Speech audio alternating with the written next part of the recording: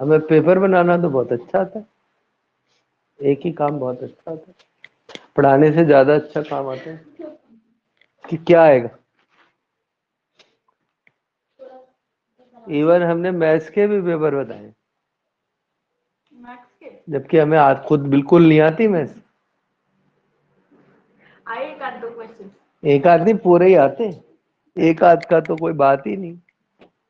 हमें याद है हमने एक बार एक इकोनॉमिक्स के बच्चे को मार्क करके दिए थे, 40 नंबर का पेपर, 40 में से 40 पूरे आए थे। अच्छी पढ़ने वाली बच्ची थी, ऐसी थी? अच्छी थी, अच्छी थी। अब हर्षित जी गुड इवनिंग बड़े भैया। नमस्ते सर। क्या हाल चाल है? बढ़िया है सर। तो हमने लास्ट वो टेम्परेचर देख लिया था, हमने लास्ट क्लास में टेम्परेचर पढ़ा था, ठीक है ना। तो अब हम आपको एक नोट लिखा रहे हैं, आप नोट लिखो, और देसी भाषा में लिखा रहे हैं। बोले नोट। उस रिएक्शन पर टेम्परेचर का ज्यादा इफेक्ट पड़ता है, उस रिएक्शन पर टेम्परेचर का ज्यादा इफेक्ट पड़ता है जिसकी एक्टिवेशन एनर्जी ज्यादा होती। उस रिएक्शन पे टेम्परेचर का ज्यादा इफेक्ट पड़ेगा जिस रिएक्शन की एक्टिवेशन एनर्जी हायर होगी, जिसकी एक्टिवेशन एनर्जी हायर होगी, ठीक है। तो अब देखना क्वेश्चन हमारे सामने ये है, वो हमको क्वेश्चन ऐसे पुटअप करेगा कि EA1 इज ग्रेटर, पर इससे पहले एक जर्नल एग्जाम्पल आपको बताना पड़ेगा। जर्नल एग्जाम्पल ये है कि दो बच्चे हैं हमारे पास, एक गवार और एक होशियार। गवार वो होता है जिसकी एक्टिवेशन एनर्जी ज्यादा है, और होशियार वो है जिसकी एक्टिवेशन एनर्जी कम है। अगर दोनों बच्चे पढ़ना शुरू करें एक एक घंटे केमिस्ट्री, तो किसके ज्यादा नंबर आएंगे, किसकी ज्यादा ग्रोथ होगी? जिसकी एक्टिवेशन एनर्जी कम नहीं, जिसकी एक्टिवेशन एनर्जी ज्यादा है, जो गवार है। देखना कैसे। ये बच्चा है, ये 70 मार्क्स ऑलरेडी ला रहा है, और ये हमारा 20 नंबर ला रहा है। अगर दोनों एक एक घंटे केमिस्ट्री पढ़ें तो इसके 70 से 80 हो जाएंगे, पर इसके 20 से 40 हो जाएंगे। तो ओवरऑल परसेंटेज ग्रोथ किसकी ज्यादा हुई? जिसकी एक्टिवेशन एनर्जी। तो अगर कोई बच्चा केमिस्ट्री नहीं पढ़ता है और थोड़ी सी भी पढ़े, तो वो फिजिक्स, मैथ्स एटसेट्रा से ज्यादा ग्रोथ कर सकता है, पर ये बात बच्चों के समझ नहीं आती। अब वो हमसे पूछेगा अगर हम इसका टेम्परेचर 10 डिग्री बढ़ा दें तो किस रिएक्शन की रेट ज्यादा बढ़ेगी?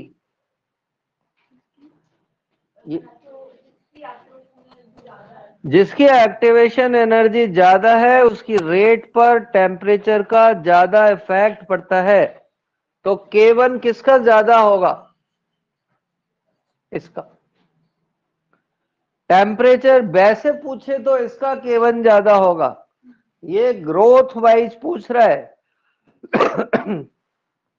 कि टेम्परेचर बढ़ाने से किसकी रेट ज्यादा बढ़ जाएगी। तो इसकी फर्स्ट वाले की रेट ज्यादा बढ़ जाएगी क्योंकि इसकी एक्टिवेशन एनर्जी ज्यादा है। इसी क्वेश्चन को वो ऐसे भी करीब करीब पूछता है, EA1 is equal to 2 EA2। अगर हम टेम्परेचर इंक्रीज कर दें, अगर हम टेम्परेचर इंक्रीज कर दें तो किस रिएक्शन की रेट ज्यादा बढ़ेगी? कोई बता सकता है? अगर हम टेम्परेचर इंक्रीज कर दें तो जिसकी एक्टिवेशन एनर्जी ज्यादा होगी, तो किसकी ज्यादा है? इन दोनों में से किसकी रेट ज्यादा है? EA1 ज्यादा है। ये बन जाता है तो टेम्परेचर बढ़ाने पर इस वाली रिएक्शन की रेट R1 की रेट पर ज्यादा इफेक्ट पड़ेगा R2 की रेट के कंपैरिजन। ओके,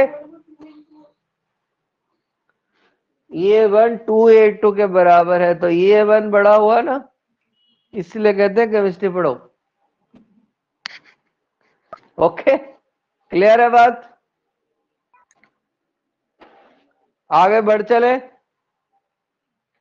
हैं? अरे भैया आगे बढ़ चले क्या? जी सर। पक्के बात?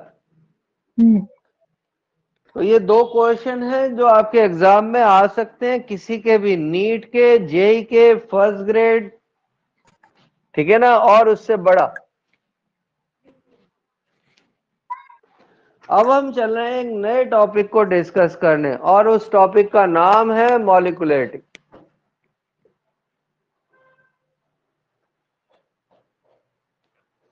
मॉलिक्यूलरिटी को हम हिंदी में कहते हैं अणु संख्यता।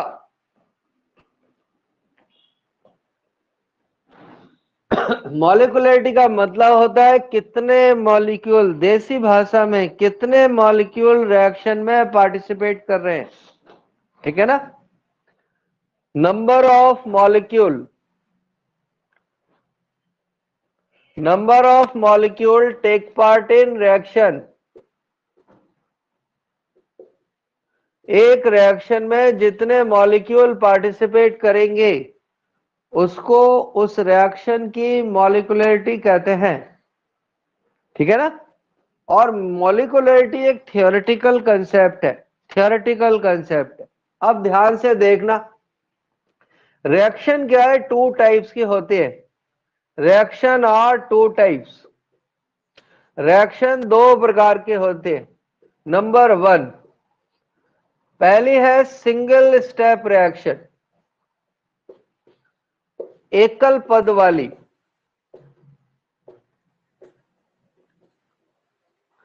अगर कोई रिएक्शन सिंगल स्टेप में होती है तो जो मॉलिक्यूल रिएक्टेंट के दिखे वही उसकी मॉलिक्यूलरिटी। तो हम देखते हैं, हमारे पास कुछ एग्जाम्पल बाकी है। हाँ, सिंगल स्टेप में आपको जितने रिएक्टेंट दिखे वही मॉलिक्यूलरिटी हो। तो इस रिएक्शन में कितने रिएक्टेंट आपको दिखते हैं? इसमें दिखते हैं 2 मॉलिक्यूल, तो इसकी मॉलिक्यूलरिटी 2 हो जाएगी। देखो भैया, किसी को डाउट है क्या? किसी बच्चे को डाउट है? No sir. हम आगे चलते। अब दूसरा देखना, हमने 4NH3 की रिएक्शन 5O2 से कराई और ये 4NO और 6H2O बन गए, तो बताओ इसकी मॉलिक्यूलरिटी कितनी होगी? 9। 9 मॉलिक्यूलरिटी हो जाएगी, और इसकी 2 हो जाएगी। अब आप 9 क्यों हो जाएगी, इसकी बजाय आप हमको ये बताओ कि मॉलिक्यूलरिटी होती क्या है? हाँ वो समझ आ गया, वो 4 और 5 था 9। अब कुछ बच्चों को प्रॉब्लम क्या आती है कि कुछ बच्चों को थोड़े पढ़े लिखे होते हैं, तो उन बच्चों को ये बात पता होती है कि मॉलिक्यूलरिटी की वैल्यू 3 से ज्यादा नहीं होती। ऐसा उन्होंने कभी सुना होता है टीचर के मुंह से, ये लाइन उसको मार देती है। मॉलिक्यूलरिटी सिंगल स्टेप में जितने मॉलिक्यूल हो वही उसकी मॉलिक्यूलरिटी होगी, इफ और बट नहीं करेंगे। लेकिन अगर रिएक्शन कॉम्प्लेक्स है, जटिल रिएक्शन है, अगर कॉम्प्लेक्स रिएक्शन है, कई स्टेप्स में होती है, मल्टी स्टेप है, ठीक है ना, तो इसमें हमें नोट पता होना चाहिए। Slow step, slow step decided the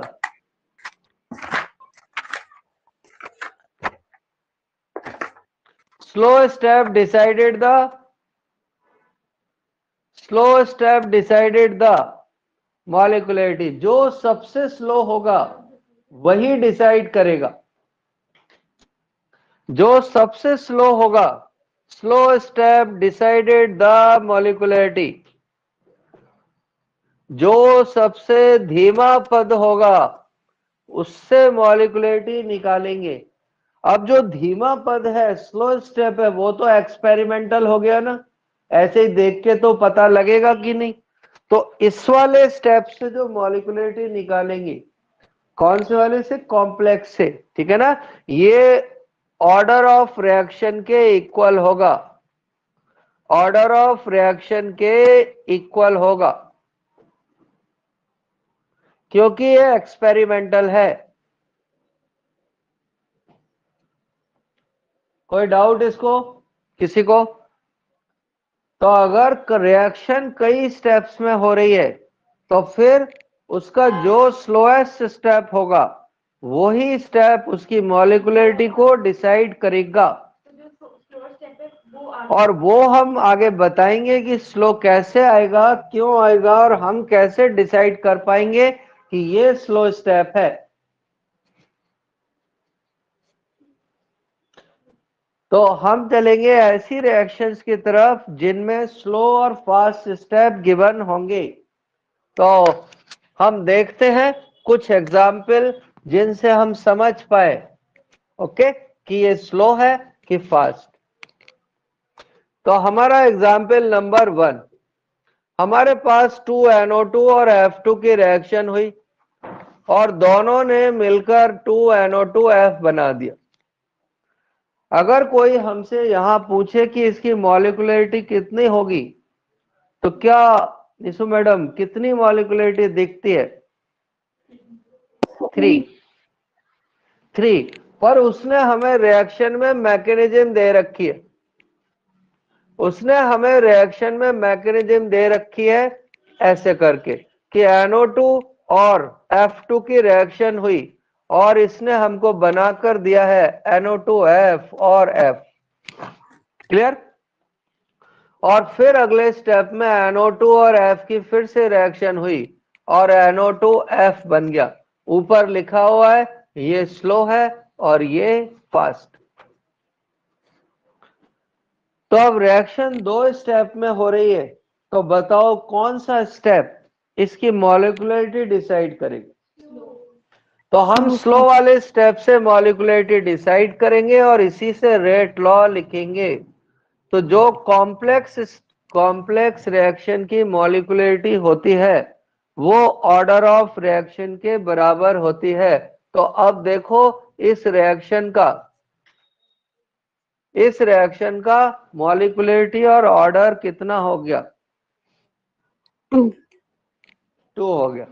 या हम ऐसे याद कर सकते हैं कि कॉम्प्लेक्स रिएक्शन की ऑर्डर निकाली जाती है और वही मॉलिक्युलरिटी के इक्वल होती है, और अगर सिंगल स्टेप रिएक्शन है तो उसकी मॉलिक्युलरिटी निकाली। लेकिन अगर कॉम्प्लेक्स रिएक्शन में जो स्लो स्टेप है उससे हम ऑर्डर डिसाइड करते हैं। बिल्कुल।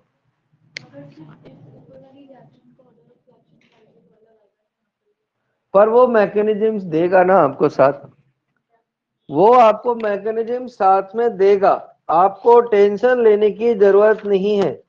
कई लोग जल्दी से टेंशन में आ जाते हैं कि अब क्या होगा। कुछ भी नहीं होगा, बढ़े हम आगे।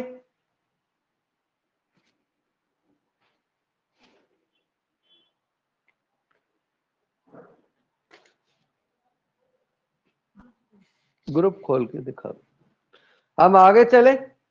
हमारे पास दूसरा एग्जाम्पल है, ठीक है, और दूसरा एग्जाम्पल हमारा ये है। लिखो भैया आगे कि हमारी एक रिएक्शन है जो ऐसे हो रही है। कैसे? कि जस्ट ए मिनट रुकना है ना।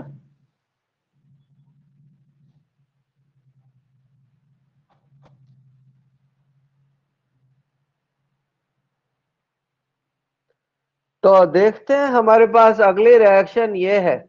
जो H2O2 है वो डिकम्पोज हो गया H2O में और प्लस O, और ये कैसा है, स्लो। इसके अगले स्टेप में क्या हुई, ऑक्सीजन और ऑक्सीजन की रिएक्शन हुई, O2 बन गया, ठीक है। और ये स्टेप कैसा है, फास्ट। और इसकी जो ओवरऑल रिएक्शन है वो ये है, 2H2O2 decompose into H2O plus O2। तो मैं ऊपर वाली रिएक्शंस को साफ कर देता हूं जिससे आपको क्लियर दिखने लगे। तो बताओ इस रिएक्शन का रेट लॉ में कितने रिएक्टेंट होंगे। तो देखो सिर्फ ये स्लो स्टेप है, तो इसका रेट लॉ लिखेंगे तो रेट लॉ हो जाएगा KH2O2, और ये फर्स्ट ऑर्डर की इक्वेशन हो जाएगी। जबकि यहां से हमें लग रहा है कि इसकी मॉलिक्यूलरिटी 2 है या इसका ऑर्डर 2 है। क्लियर है। हमारा एग्जाम्पल नंबर 3, एग्जाम्पल नंबर 3 में हम रिएक्शन कर रहे हैं NO2 प्लस NO2, और दोनों ने आपस में रिएक्शन करके एक NO और एक NO3 माइनस बना दिया, एक NO3 और एक NO3 माइनस बना दिया, और फिर NO3 की रिएक्शन CO से हुई और इसने बना दिया फिर से NO2 और CO2। देखो कोई डाउट है क्या इसमें। और ये वाला स्टेप स्लो है और ये वाला स्टेप फास्ट है। तो बताओ इसका रेट लॉ क्या होगा, कोई बता सकता है इसका रेट लॉ क्या होगा। इसका रेट लॉ होगा rate is equal to K और NO2 का स्क्वायर। जबकि आप इसकी रिएक्शन देखोगे ना, रिएक्शन को मैं ऊपर लिख देता हूं।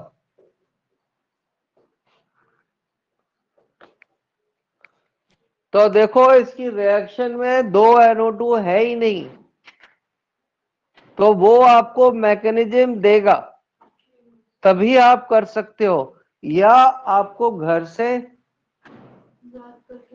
तो कुछ एक मैकेनिज्म जो मैं आपको बताऊंगा जो घर के लिए याद करने वाली।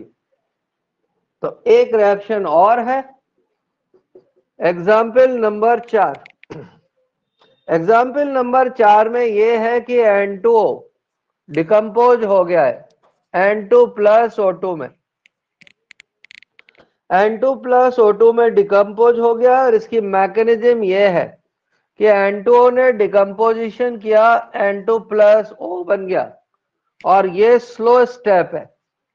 अगले स्टेप में N2O ने फिर O से रिएक्शन करी और N2 प्लस O2 बना दिया, ये फास्ट स्टेप है।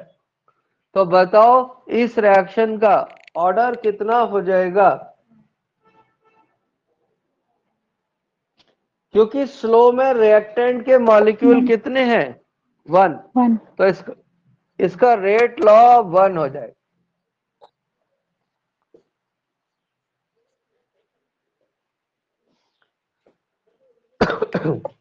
तो हमने इतने पार्ट में ये सीखा है कि अगर रिएक्शन मल्टी स्टेप्स है, कई स्टेप्स में हो रही है, तो जो उनमें सबसे स्लोएस्ट स्टेप होगा, जो सबसे स्लोएस्ट स्टेप होगा उस स्टेप से हम मॉलिक्यूलरिटी को डिसाइड करेंगे।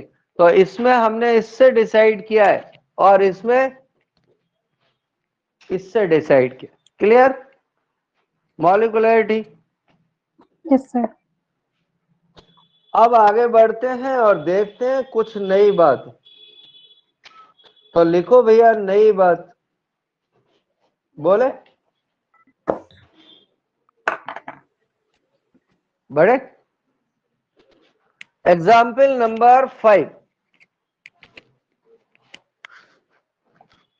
और ये एग्जाम्पल नंबर 5 ही आजकल काफी पूछा जा रहा है, ठीक है। तो सारे लोग ध्यान से समझना, समझ नहीं आए तो 2 बार और पूछना, ठीक है ना।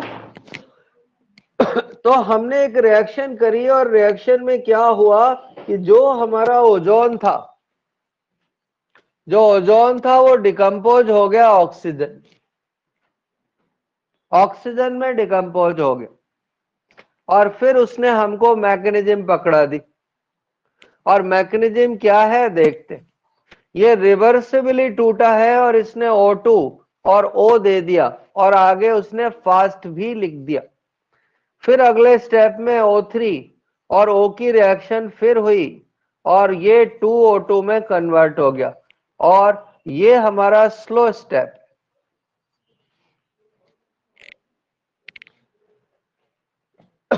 ये हमारा स्लो स्टेप है। क्लियर? तो अब वो हमसे पूछेगा इसका रेट लॉ क्या होगा। तो अगर हम थोड़े पढ़े लिखे हैं तो हम इसका रेट लॉ कैसे निकालेंगे।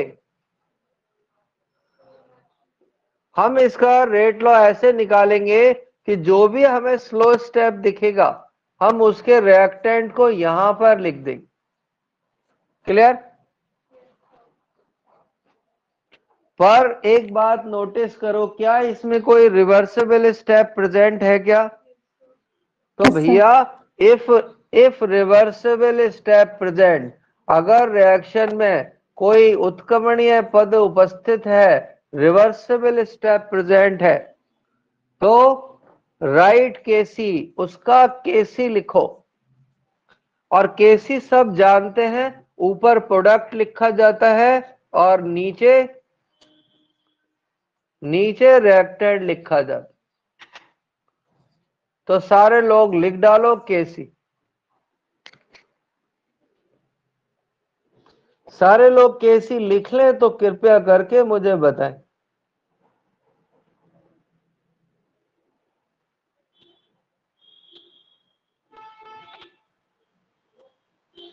लिख लिया केसी?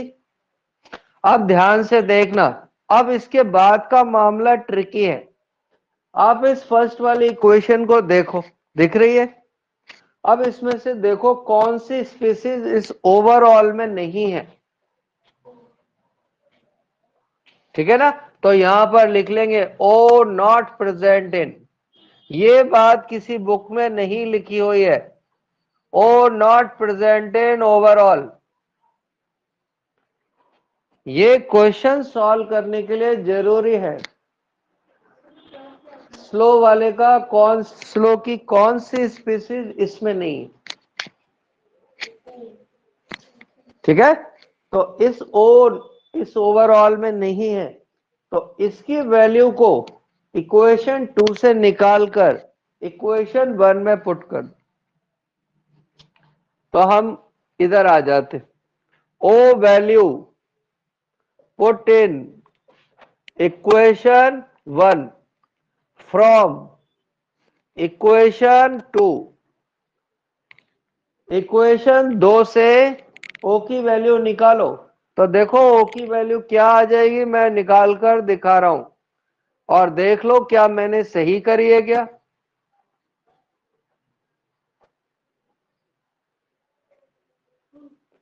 और इस वैल्यू को इस इक्वेशन नंबर 1 में पुट कर दो। तो रेट इज इक्वल टू हो जाएगा के सी O3 की पावर 2 और O2। क्लियर? हमने इन दोनों को मल्टीप्लाई कर दिया आपस में, इन दोनों को आपस में मल्टीप्लाई कर दिया। जब हम इन दोनों को आपस में मल्टीप्लाई करेंगे तो एक नया कांस्टेंट आ गया, के डैश इज इक्वल टू के सी, और इसको ऐसे लिख दिया O3 का स्क्वायर और O2 का -1। तो ओजोन के रेस्पेक्ट में इसका ऑर्डर कितना हो गया? ओजोन के रेस्पेक्ट में इसका ऑर्डर 2 हो गया है, और ऑक्सीजन के रेस्पेक्ट में 1। तो ओवरऑल ये कौन से ऑर्डर की हो गई? 1. ओवरऑल ऑर्डर हो गया 1 फर्स्ट। तो अब इंपॉर्टेंट क्या है, ये और ये दो स्टेप इंपॉर्टेंट है। अब जिनको ये दो स्टेप नहीं आते वो ऐसी प्रॉब्लम को कभी नहीं कर सकते। क्लियर?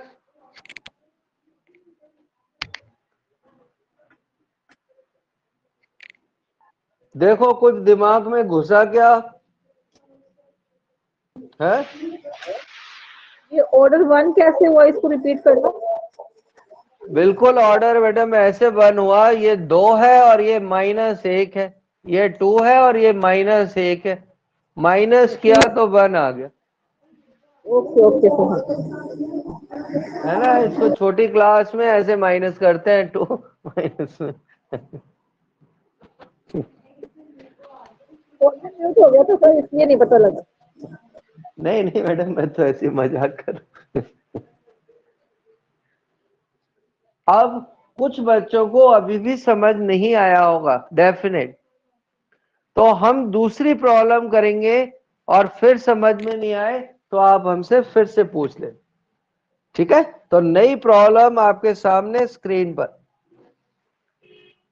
हमने रिएक्शन करी 2NO की O2 से और बन गया 2NO2, 2NO2, और ये ओवरऑल इक्वेशन है और ये इसकी मैकेनिज्म गिवन है कि NO ने NO से रिएक्शन करके N2O2 बना लिया और ये फास्ट है। रिवर्सिबल पे चाहे फास्ट लिखे या स्लो लिखे, हमें कोई लेना देना नहीं है। इस पे फास्ट लिखे या स्लो लिखे कोई लेना देना नहीं है। अरे इसीलिए तो तू केमिस्ट्री नहीं सीख पाती कि तू डाउट पहले कर देती। जब हम डाउट कर देते हैं ना तो हमारा दिमाग उसको एक्सेप्ट नहीं करता।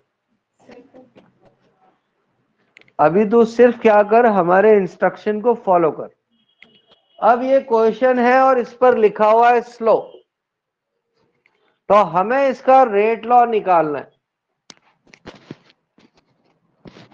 तो सारे बच्चे स्टार्ट हो जाएं, आपको दिए जाते हैं पूरे 5 मिनट।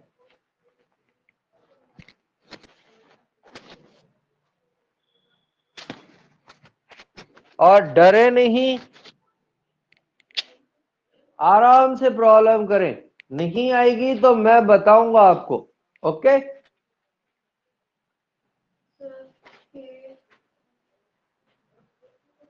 तो हम सबसे पहला स्टेप क्या करेंगे, स्लो वाले के लिए रेट लॉ लिखेंगे। तो स्लो वाले के लिए मैंने रेट लॉ लिख दिया सॉल्यूशन में। तो ये हो जाएगा हमारा rate law is equal to rate is equal to K N2O2 और O2, और इसको कौन सी इक्वेशन मान लेंगे, 1। अब हम देखेंगे क्या इसमें कोई रिवर्सिबल स्टेप है। आंखें खोलकर देखेंगे, कुछ लोग बंद आंखों से देख रहे हैं तो दिख नहीं रहा। रिवर्सिबल स्टेप है तो रिवर्सिबल वाले के लिए क्या लिखेंगे, केसी। रिवर्स केसी लिखेंगे। और सबसे पहले तो इस क्वेश्चन को देखते ही दिमाग में ये बात आ जानी चाहिए कि ये वो रिवर्सिबल वाला केस है। अगर ये बात नहीं आई तो ये फाइल ही कभी खुलेगी नहीं। और ज्यादातर बच्चों को यही पता नहीं लग पाता कि ये वही है। ये 2 नंबर इक्वेशन हो गई। 2 नंबर इक्वेशन लिख ली, बंद कर, उसे हम बताएंगे। 2 नंबर तक आ गई। अब बताओ क्या करते हैं। उसके बाद N2O2 नहीं है, उसके ऊपर ओवरऑल रिएक्शन। ये जो N2O2 है ये वाला, ये ओवरऑल में नहीं है। इस बात को बताने के 500 रुपए हैं।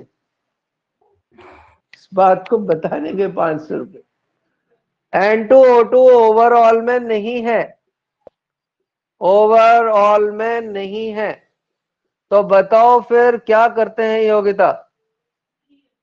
सर केसी से इसकी वैल्यू निकालेंगे। केसी से इसकी वैल्यू निकालकर इक्वेशन 1 में पटक देंगे। जी। तो इसकी वैल्यू हो जाएगी N2O2 is equal to KC और NO की पावर स्क्वायर। और इस इक्वेशन में N2O2 की जगह पर पटक देंगे। तो rate is equal to KC NO का स्क्वायर और O2। क्लियर। जी। इन दोनों रेट कांस्टेंट को आपस में मल्टीप्लाई करके एक नया रेट कांस्टेंट बना लेंगे जो हो जाएगा k डैश और NO का स्क्वायर और O2। तो कितना ऑर्डर, ओवरऑल ऑर्डर कितना हो गया 3। इसमें? इन दोनों को मल्टीप्लाई करके एक नया कांस्टेंट। क्या? अरे तू ये मत देखी यहाँ क्यों लिखते हैं, तू ये सीख हम कैसे कर रहे हैं। बता, इस स्टेप में डाउट है? इसमें इसमें इसमें इसमें क्या डाउट है? इसकी जगह पर बता रहे, इस इक्वेशन में इस वाले पार्ट की जगह पर ये वैल्यू पुट कर दी। हाँ ये तो आ गया। इसमें अब तो कोई डाउट नहीं। आपने ये केसी यहां से ये के N2O2 की वैल्यू इतनी है ना, हाँ यहाँ पुट कर दी। ओके ठीक है, कोई डाउट? तो तुम्हारे लिए होमवर्क ये है कि हमारे पास एक क्वेश्चन है जो ऐसा है, CO प्लस Cl2 की रिएक्शन कराई और COCl2 बन गया। अब इसकी मैकेनिज्म गिवन है और मैकेनिज्म में Cl2 और M की रिएक्शन हुई। Cl2 और M की रिएक्शन से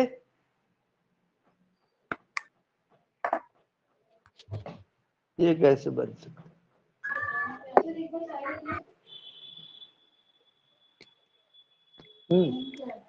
बता रहे हैं।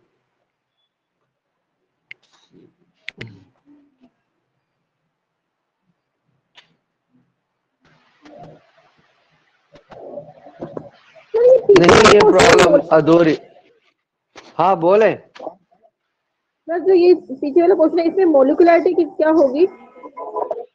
इसकी मॉलिक्यूलरिटी बताया, कॉम्प्लेक्स रिएक्शन में मॉलिक्यूलरिटी देखते ही नहीं है। ओके,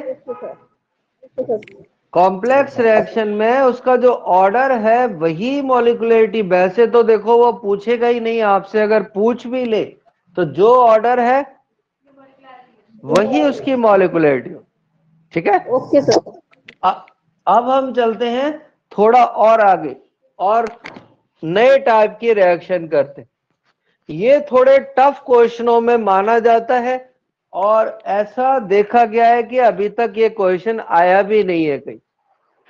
तो कहीं जेई वगैरह के एग्जाम में तो आ सकता है, ठीक है ना, पर मौत और क्वेश्चन का कोई भरोसा नहीं। तो सीखना और बहुत कोई हार्ड नहीं है, बस जरा सा आपको दिमाग पर जोर डालना है, फोकस रखना है।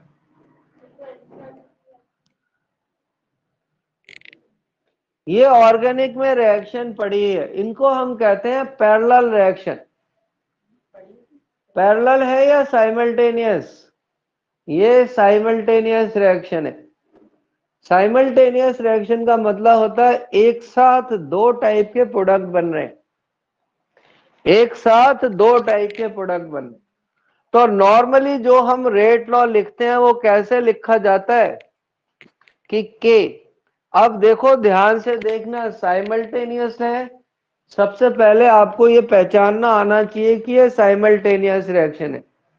साइमल्टेनियस रिएक्शन में दोनों के रेट कांस्टेंट को ऐड कर देते हैं, एक साथ ऑर्थो और पैरा प्रोडक्ट बन, दोनों के रेट कांस्टेंट को ऐड कर देते हैं और फिर वही नॉर्मल कहानी, दोनों रिएक्टेंट को यहां लिख देंगे। तो अगर आ भी गया तो कोई बहुत हार्ड प्रॉब्लम नहीं है, आ भी गया तो कोई बहुत हार्ड प्रॉब्लम नहीं मानी जाएगी, सिर्फ हमको लिखना आना चाहिए। ऐसे क्वेश्चन फर्स्ट ग्रेड में आते हैं कि जहां कोई ज्यादा टिपिकल नहीं है पर बच्चे को आता ही नहीं है लिखना। तो ये साइमल्टेनियस रिएक्शन का ये साइमल्टेनियस रिएक्शन का पार्ट है। तो थोड़ा सा रिपीट करना है इसको फिर से बताता हूं, यहाँ हमने फिनॉल की रिएक्शन मिथाइल क्लोराइड से करी, तो हमें एक तो ऑर्थो प्रोडक्ट मिला और एक पैरा प्रोडक्ट मिला, और दोनों ही साथ साथ होती है। मतलब ये वाला 20% बन गया और ये वाला 80% बन गया। क्लियर? तो अब इसका जब रेट लॉ निकालेंगे तो दोनों के रेट कांस्टेंट को ऐड कर देंगे, दोनों के रेट कांस्टेंट को ऐड कर देंगे, साइमल्टेनियस रिएक्शन में दोनों के रेट कांस्टेंट को ऐड कर देते हैं। और ये कंसेप्ट न्यूक्लियर केमिस्ट्री पर फिजिक्स में लगता है। दोनों प्रोडक्ट्स के रेट कौन हाँ जी, ये कंसेप्ट न्यूक्लियर केमिस्ट्री पर लगता है। और न्यूक्लियर में देखो कैसा क्वेश्चन आता है वो भी देख लो। वो हमसे पूछेगा इस ऑर्थो का प्रोडक्ट कितना बनेगा, तो प्रोडक्ट की परसेंटेज निकालने के लिए क्या करते हैं, K1 का परसेंटेज निकालना है, तो इसके रेट कांस्टेंट को टोटल रेट कांस्टेंट से डिवाइड कर देते हैं ऐड करके। क्या? अगर वो इसकी क्वांटिटी पूछता ना, देखना ऐसे करके मैं लिखता हूं, इस K1 की वैल्यू देखना भैया इतनी है 2, और K2 की वैल्यू 8 है। कितनी?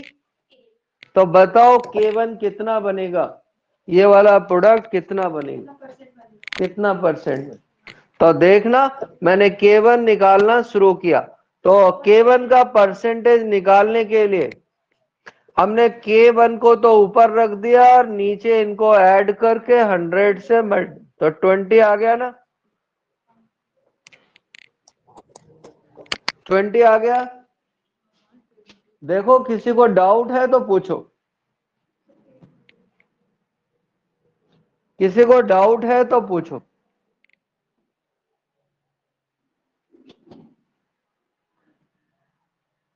अरे किसी को डाउट है भैया? No sir.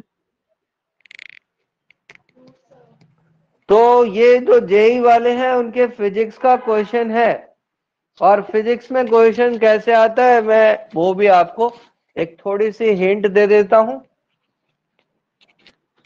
कि यूरेनियम की रिएक्शन हमने न्यूट्रॉन से कराई और साइमल्टेनियसली एक्स प्रोडक्ट और वाई प्रोडक्ट बने। इसकी वैल्यू 2 इंटू 10⁻³ है और इसकी 6 इंटू 10⁻³ है। तो एक्स और वाई का परसेंटेज बताओ। यूरेनियम की किससे कराई? यूरेनियम की न्यूट्रॉन से रिएक्शन कराई,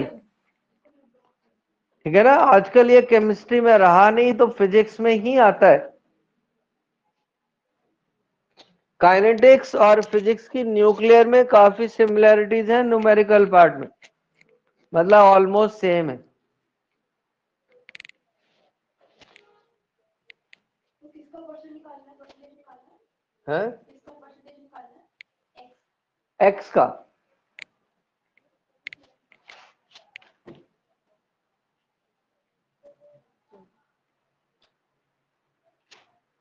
तो हम एक लास्ट प्रॉब्लम इस टाइप की और कर रहे हैं, और जो इम्पोर्टेंट है तो भैया ध्यान से देख लेना, सुन लेना, और फिर नहीं आए तो फिर से पूछ लेना।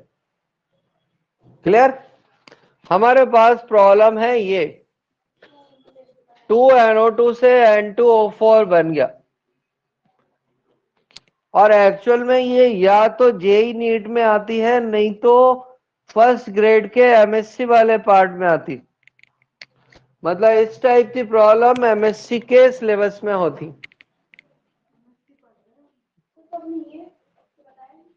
और जेई में ये आ चुकी है 2002 में करीब आ चुकी।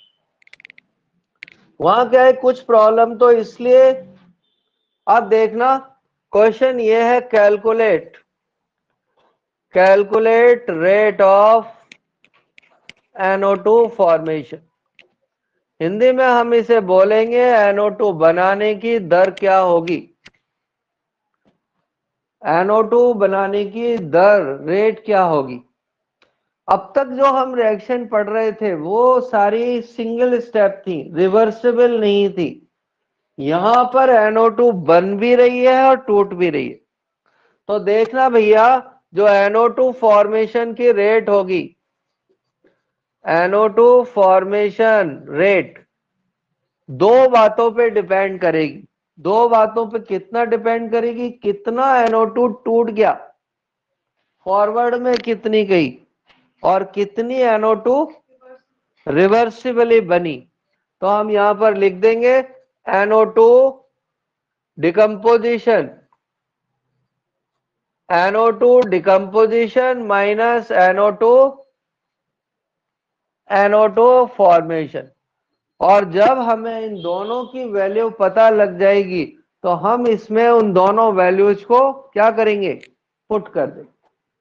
ठीक है, तो फाइनली हम बाद में इसको यहां पुट करेंगे, इसलिए हम यहां इसको स्पेस छोड़ रहे हैं। स्पेस इसलिए छोड़ रहे हैं कि हमको यहीं पे आंसर दिख जाए और कभी गलती से एग्जाम में नहीं भी निकल पाए और आंसर दिख रहा हो तो हम आंसर ही कर सकते। तो हम चलते हैं आगे। तो सबसे पहले हम इसके डिफरेंशियल फॉर्म लिखेंगे। हमने सबसे पहले रिएक्टेंट के लिए डिफरेंशियल फॉर्म लिखी। रिएक्टेंट के लिए नेगेटिव साइन लगाया जाता है। क्लियर? यहां 2 मोल हैं तो 2 मोल से डिवाइड कर दिया, DNO2 डिवाइडेड बाय DT। यहां पर एक भी मोल नहीं है तो 1/1 लिख देते हैं और N2O4 हो गया।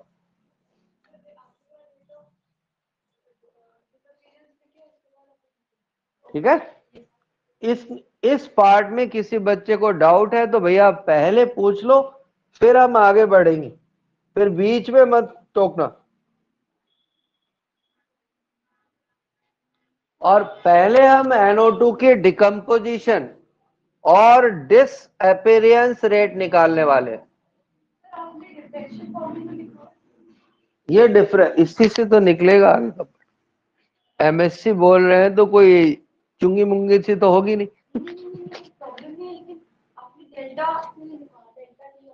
ये D लिखा है ना, डेल्टा और D एक ही बात है। हाँ तो बहुत छोटा ही है ये। और तू इन्हीं बातों में फंस फंस के केमिस्ट्री नहीं आई तेरे को आता। अरे यार डी लिख या डेल्टा लिख, एक ही आंसर आएगा। हाँ लिख ले ये बात कहीं भी। अरे नहीं होता, तू लिख ले, डी और डेल्टा से एक ही रिजल्ट आता है। कुछ किताबों में डेल्टा लगा मिलेगा यहाँ और कुछ में डी होता है बहुत छोटा, इसमें एक और छोटा होता है। तो वहां पेपर में नापेगी कि कितना छोटा है ये। तो ऐसा मान ले डी और डेल्टा तेरे लिए एक है। अब ध्यान से देखना, इसमें ना ये वाला जो पार्ट है, ये वाला, ये डिसअपीयरेंस रेट है, और ये पूरा पार्ट है वो, ऐसा हमने आपको फर्स्ट डे समझाया था कि ये रेट ऑफ रिएक्शन है और ये वाला, तो हमें इसमें से ये हटाना पड़ेगा ना। तो ध्यान से देखना भैया, अब काम के बाद NO2 डिसअपीयरेंस रेट, NO2 के विलुप्त होने की दर, ठीक है ना, किसके बराबर होगी? K1, इसके यहाँ K1 और K2 और लिख देते, K1 NO2 का स्क्वायर। देखो इसी में किसको डाउट है?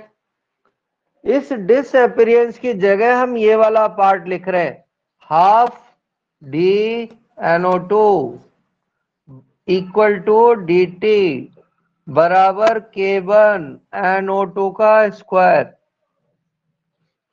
पर हमको रेट ऑफ रिएक्शन नहीं निकालनी है, हमको ये वाला पार्ट निकालना है।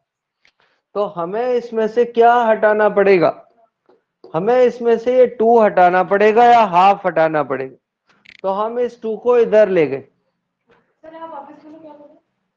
हमें इतना पार्ट चाहिए, तो 2 हमारे लिए तो एक्स्ट्रा है ना, तो हमने दोनों साइड को 2 से मल्टीप्लाई कर दिया देसी भाषा में। तो देखो भैया ये आ गई NO2 के डिसअपीयरेंस की रेट।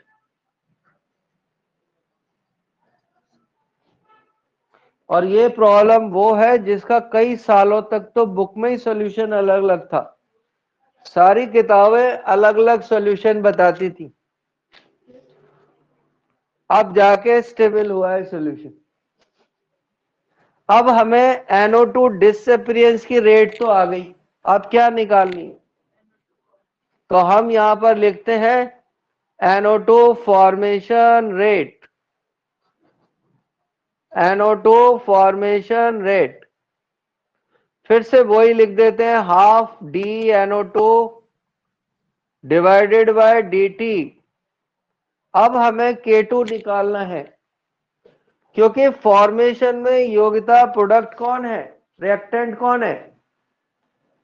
N2O4। अब रिएक्टेंट ये है, क्योंकि अब हम उसको बनने की रेट निकाल रहे हैं, तो K2 is equal to N2O4 हो जाएगा। पर हमको इतना ही भाग निकालना है, तो फिर से क्या करना पड़ेगा, ये 2 हटाना पड़ेगा। तो ये हो गई NO2 के बनने की रेट, फॉर्मेशन की रेट। तो देखो भैया, ये समझ आता है क्या? तो ये तो है NO2 के फॉर्मेशन की रेट, और ये किसकी रेट? डिकम्पोजिशन।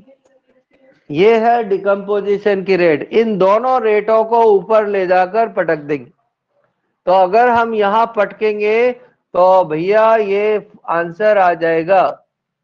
तो फर्स्ट ग्रेड वाले अगर सिर्फ ये याद भी कर लेंगे कि इसका रिजल्ट ये आता है, तो भी आपके जीवन में क्रांति हो सकती है। अगर इतना नहीं करे, क्यों? इसके अलावा कोई क्वेश्चन आने की इतनी संभावना नहीं है। पिछले 22 साल में एक ही क्वेश्चन आया है बस, MSc JEE NEET first grade second grade को मिलाकर, कौन सा क्वेश्चन? ये वाला।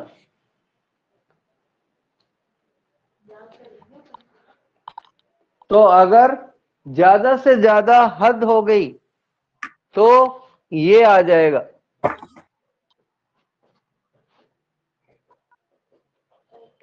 सेम आंसर है, सेम आंसर। सिर्फ यहां पर N2O4 की जगह पर H2I2 आ जाएगी। और नहीं तो घर पे सॉल्व करना।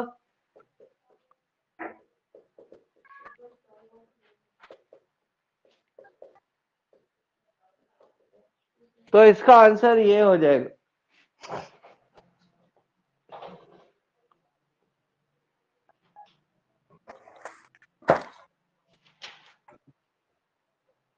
सर एक मिनट बताना है। हाँ बिल्कुल नहीं मिटा रहे भाई। तो ये दो ही प्रॉब्लम हैं जो पिछले 22-24 साल में आई हैं,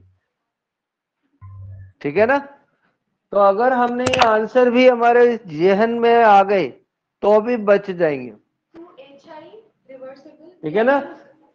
इनमें हार्ड प्रॉब्लम इसलिए नहीं आती क्योंकि टीचर को भी तो सॉल्व करनी पड़ेंगी, जो पेपर देगा ऐसे ही थोड़ी दे देगा भाई। क्वेश्चन तो लिख सकता है वो कहीं से भी मार के, पर उसका सोल्यूशन भी होना चाहिए। हाँ जी, तो हम इस प्रॉब्लम को भैया अब हटा रहे।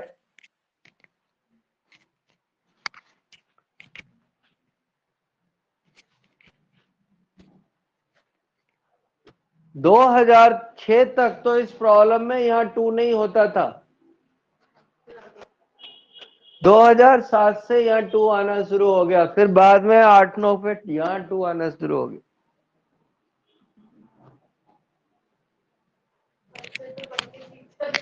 हाँ, हम इस किताब में इसका वो आंसर है 2 के बनवाता। वो एक्सपोज कर देना टीचर्स को। आप खुद भी टीचर हो।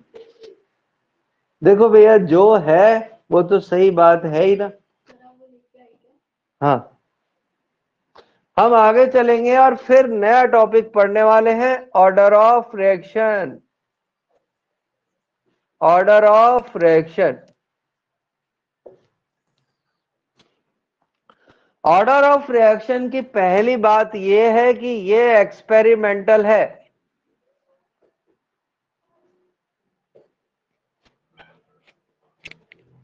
ये एक्सपेरिमेंटल है, इसका मतलब ये हुआ कि हम देखकर सूंघकर नहीं निकाल सकते।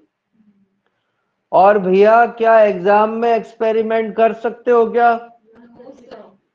तो अब इसको निकालने के दो तरीके हैं, या तो क्वेश्चन में डेटा गिवन होगा और या घर से याद हो। ये बात लिख लो इसमें, ऑर्डर निकालने का डेटा या तो क्वेश्चन में गिवन होगा, नहीं तो ऑर्डर घर से याद करना पड़ता है। तो बच्चा कहता है मैं कैसे करूं?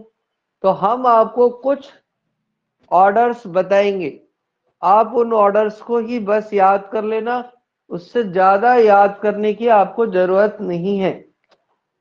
और नहीं भी किया, आ भी गया तो तुम कौन सा कर लोगे? तो कुछ इंपॉर्टेंट ऑर्डर्स हम आपको बताएंगे। तो ऑर्डर कैसे निकालेंगे? या तो डेटा क्वेश्चन में होगा या फिर घर से याद होगा। और ये लाइन में कम से कम आपको, अगर आप मेरे से डाउट पूछेंगे तो कम से कम 30 बार ये बात बार बार मुझे बोलनी पड़ेगी कि भैया ऑर्डर कहां से आता है? घर से। तो हम चलते हैं और देखते हैं ध्यान से। A mole of a b mole of b से रिएक्ट करके प्रोडक्ट में कन्वर्ट हो गया है, और इसका रेट लॉ ऐसा गिवन है कि ए की पावर एन और बी की पावर एम। ए के रेस्पेक्ट में ऑर्डर एन है और बी के रेस्पेक्ट में ऑर्डर एम है, और टोटल ऑर्डर कितना हो जाएगा? टोटल ऑर्डर निकालने के लिए हम इन दोनों को ऐड कर दें। टोटल ऑर्डर निकालने के लिए हम इन दोनों को ऐड कर दें। तो अगर हम 12th में पढ़ रहे होते तो हमसे वो पूछता डिफाइन ऑर्डर। वो हमसे 12th में ये क्वेश्चन इसलिए करता है कि हम 12th में याद कर लें, जिससे जब कॉम्पिटिटिव में आए तो टिक कर दे। पर हमने 12th में याद नहीं किया, इसलिए हम अब कॉम्पिटिटिव में टिक नहीं कर पा रहे। तो पहले हम 12th में चलेंगे और फिर कॉम्पिटिटिव में आ जाए। Order of reaction, order of reaction equal to, Hindi में हम कहेंगे अभिक्रिया की कोटि इक्वल टू किसके बराबर है? देखकर बताओ। रिएक्टेंट के कॉन्सेंट्रेशन की पावर के सम के बराबर। किसके इक्वल है? Equal to sum of reactant concentration power, reactant concentration power. Clear? अब वो आपको यही लाइन वहां टिका देगा 4 चॉइसों में। हमारी प्रॉब्लम क्या है, हम अनसक्सेस क्यों हो जाते हैं? क्यों? हमें पक्का कुछ भी नहीं आता, हम सिर्फ नियरली आइडिया निकालते हैं। जबकि होना कैसा चाहिए कि हम किसी मॉल में जाते हैं तो वो प्राइस टैग वाले को उठाता है और जैसे ही उसकी तरफ घुमाता है तो क्या होता है? उसका प्राइस उसमें आ जाता है। और कभी कभी ऐसा होता है कि हम रिलायंस फ्रेश पे जाते हैं तो वो घुमाता है कद्दू के ऊपर और कद्दू की रेट नहीं आती, तो फिर वो क्या करता है? फिर पूरी लिस्ट को देखता है। तो हमारी हालत वो है। जबकि कॉम्पिटिटिव क्रैक करने के लिए हमें पहले से ही पता होना चाहिए नीचे क्या लिखा होगा, और ऐसा तब होगा जब हम चीजों को याद करेंगे थोड़ा सा। ठीक है ना? केमिस्ट्री कैसी है, यहां एक बात रटी वहां एक बात रटी और फिर कहीं तीसरी जगह दोनों को मिलाकर रट, उन तीनों को अप्लाइड कर। क्लियर? तो ऑर्डर किसके इक्वल है? Sum of reactants concentration power. Okay. तो अब क्या ऑर्डर 0 हो सकता है? नहीं, अब ये बात इस बच्ची को 12th में ही रट लेनी चाहिए थी कि ऑर्डर कुछ भी हो सकता है, ऑर्डर कुछ भी हो सकता है। अरे तू बकवास मत कर, पहले ये वाली लाइन लिख।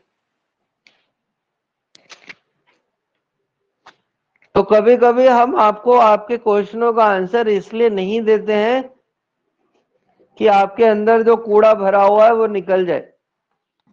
ऑर्डर क्या हो सकता है? कुछ भी हो सकता है।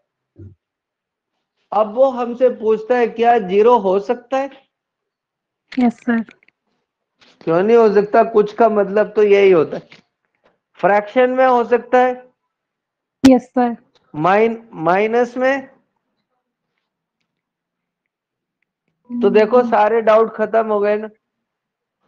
तो कुछ भी हो सकता है। अभी हमने यहाँ एक इक्वेशन लिखी थी जिसका ऑर्डर ऑक्सीजन के रेस्पेक्ट में कितना आया था? -1। नेगेटिव, -1 आया था। ठीक है, तो ऑर्डर कुछ भी हो सकता है। अब आगे लिख लो, लेकिन मॉलिक्युलरिटी 1 2 3 4 5 होगी। क्या ये होल नंबर है या नेचुरल नंबर है? 0 नहीं है इसमें। तो मॉलिक्युलरिटी हमेशा नेचुरल नंबर होती है। कैसी होती है? Natural number. पर पहले तू लिख, हो सकता है लिखते लिखते कुछ सीख जाए तू। मॉलिक्युलरिटी की वैल्यू नेचुरल नंबर होती है, जबकि ऑर्डर ऑफ रिएक्शन कुछ भी हो सकता है, कुछ भी। यहां पर किसी को कोई डाउट है तो कोई मेरे से पूछ सकता है।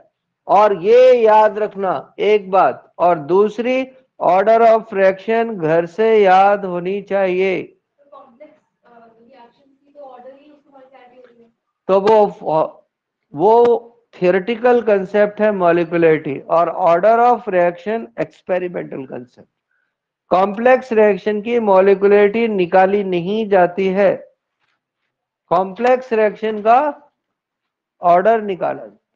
क्लियर? तो हम इसके बाद चलेंगे कुछ ऑर्डर्स को देखने के लिए। ठीक है ना? तो हम चलते हैं कुछ ऑर्डर, और सबसे पहला ऑर्डर कौन? 0 ऑर्डर रिएक्शन। जो 0 ऑर्डर रिएक्शन होगी उसका रेट और के में ये कॉन्सेंट्रेशन की पावर कितनी आएगी? 0। कॉन्सेंट्रेशन की पावर 0 आएगी। ठीक है? हाँ, इसके बाद तो देखना और बताना।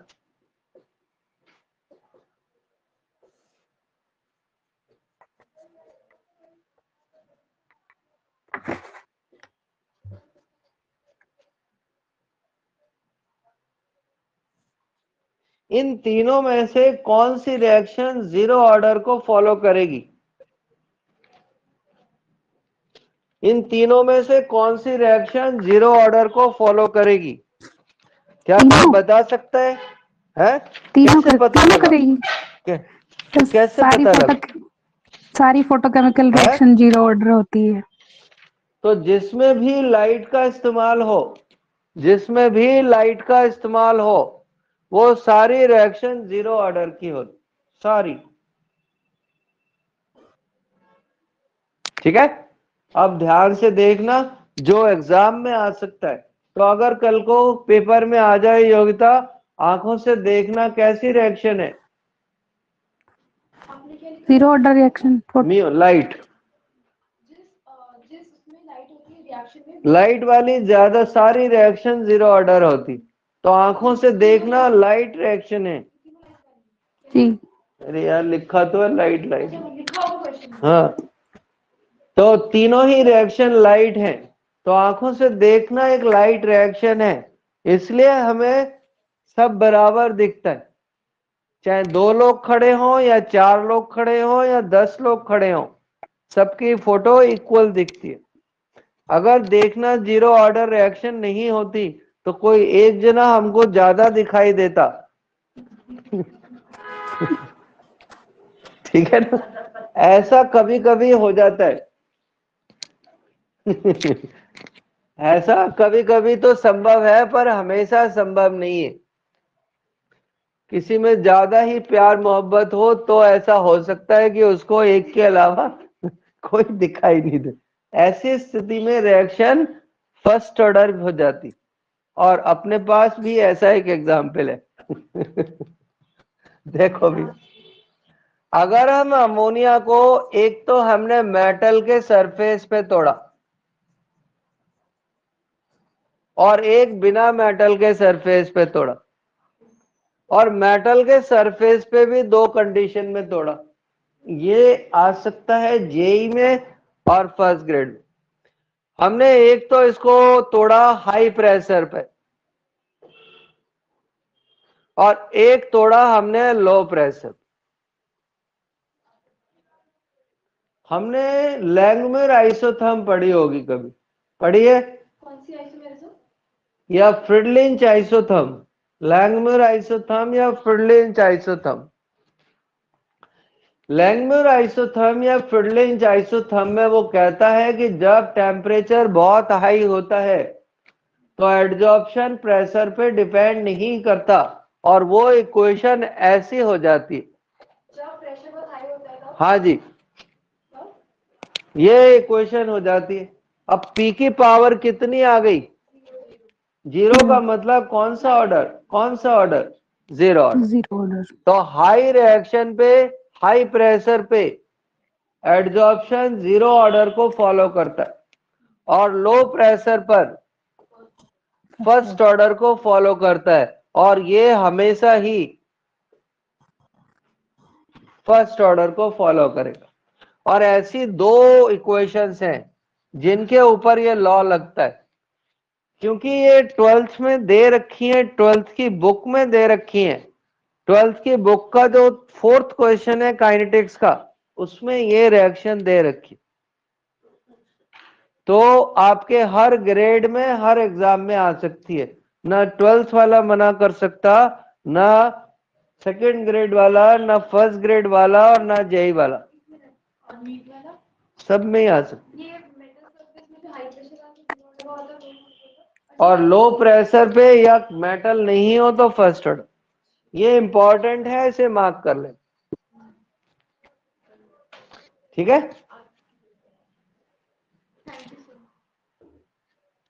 तो हम कुछ ऑर्डर पढ़ा रहे हैं और सिर्फ ऑर्डर पढ़ा रहे हैं।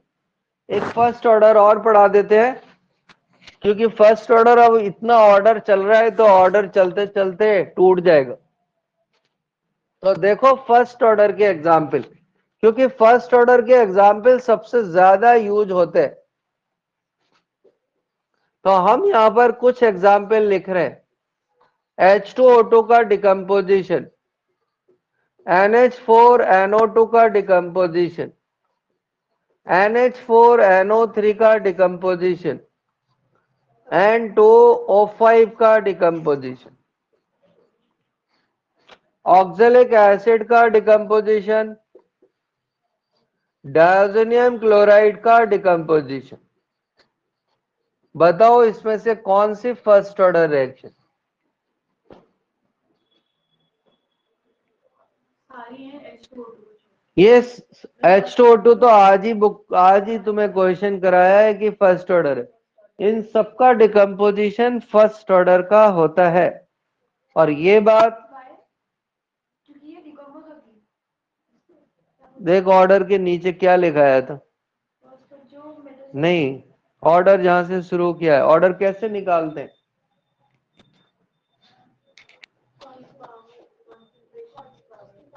हमने वहां लिखाया था ऑर्डर या तो डेटा गिवन होगा, नहीं तो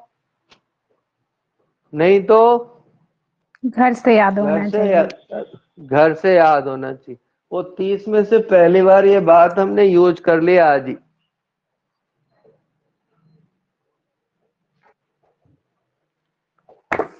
ये इनके प्रोडक्ट है।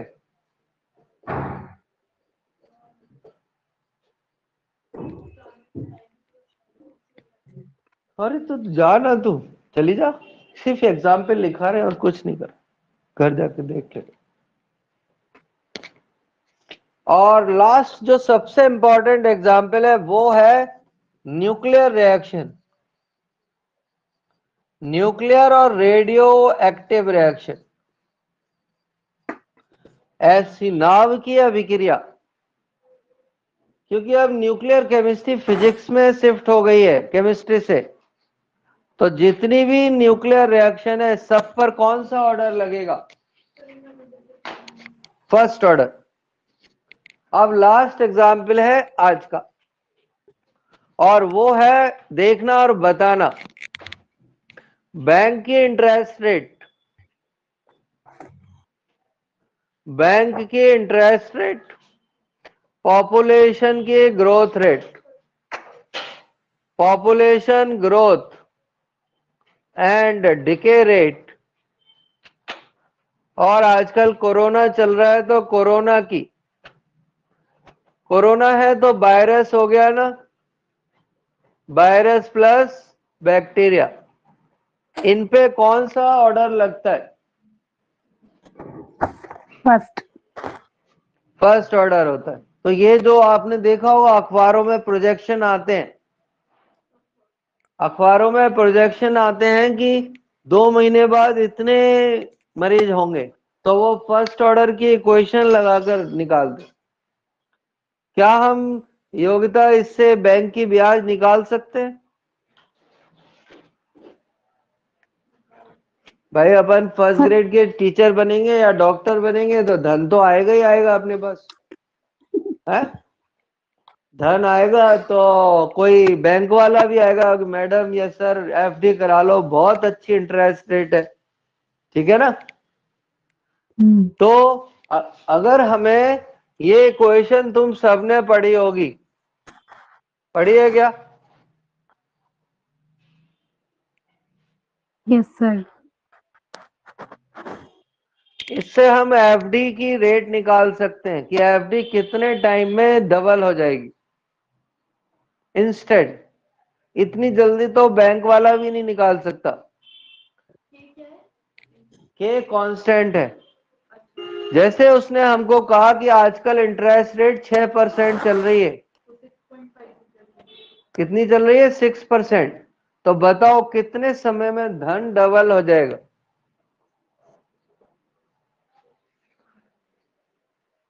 कर कैलकुलेट फटाफट, कितने समय में धन दुगना हो जाएगा? 693/6। बताओ योगिता। मास्टर नहीं हो कोई, तुम मास्टर हो तो मोटिव तुमको तनख्वाहें मिल रही हैं तो धन तुम ही जमा कर रहे हो। मैं तो प्रोबेशन पे हूँ सर। प्रोविजन पे तो कुछ दिनों बाद आएगा, अपन अभी से तैयारी कर लेना। हैं? कितने साल? हाँ ईयरली है, 6% ईयरली। हाँ तो 11.5 साल। देखो 11.5 साल, पहले 5 साल में धन दुगना हो जाता था, अब देखो उन्होंने धन दुगना करने की बजाय टाइम ही दुगना कर दिया। तो आप इस तरह बेवकूफ बनने से बच सकते हो। आप इससे एक दिन की भी निकाल सकते हो रेट। आप इससे, जैसे आता है ना, कभी कभी आपने सुना होगा कि बिल गेट्स पर डे इतने पैसा कमाता है, या बिल गेट्स पर सेकंड इतना पैसा कमाता है, तो वो हम इसी फॉर्मूले से निकालते हैं। तो हम इस रेट कांस्टेंट को ईयर की बजाय किस में कन्वर्ट कर लेंगे? सेकंड में। हम इस रेट कांस्टेंट को पर ईयर की बजाय रेट कांस्टेंट सेकंड में कन्वर्ट कर लेंगे, तो हमें पता लग जाएगा कि पर सेकंड कितना माल आ रहा है जेब में। ठीक है, तो बाकी पढ़ेंगे हम कल। अरे क्लास थोड़ी आधे घंटे जल्दी कर दें क्या? हम है कि 5 बजे ही? 5 बजे ही सर। नहीं सही ठीक है, कोई बात नहीं। हाँ ठीक है, कोई बात नहीं। ठीक है ना। तो कल फिर मिलते हैं काइनेटिक्स में ऑर्डर के साथ। हाँ सर डाउट क्लास रख लो। डाउट क्लास तेरी इलेक्ट्रो की डाउट है, हाँ इसके भी होंगे तो तो कल तू आ जाना 4:30। ठीक। ठीक है, हम इनको डाउट बता देंगे। कल पक्का 4:30 ही है। हाँ 4:30।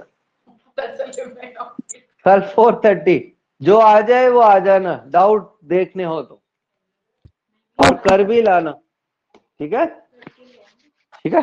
कल 4:30 से 5 o'clock doubt class. Clear? Okay